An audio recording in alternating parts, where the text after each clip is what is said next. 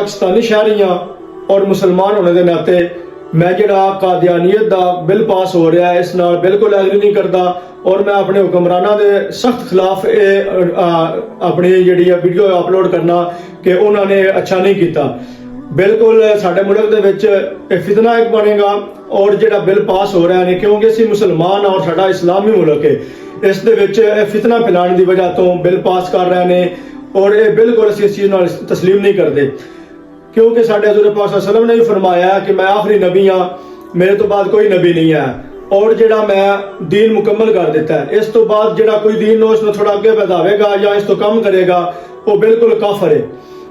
असीं इस चीज़ नाल बिल्कुल इतफाक नहीं करते और जिहड़े साडे हुक्मरान ने वो बिल पास कर रहे हैं उन्होंने ये वार्निंग देने कि खुदारा इस तरह ना करो और साडे मुल्क दे विच फितना ना बनाओ क्योंकि असीं एक मुसलमान हाँ और पाकिस्तानी शहरी हाँ।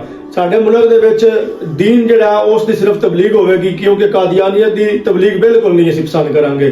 कोशिश करो कि साडे मुल्क दे विच अमन रहे। इस वजह तो अगर कोई मसला बने तो फिर उसके हुक्मरान जिहड़े ने वो उस चीज़ का जवाब देंगे। मेहरबानी, शुक्रिया।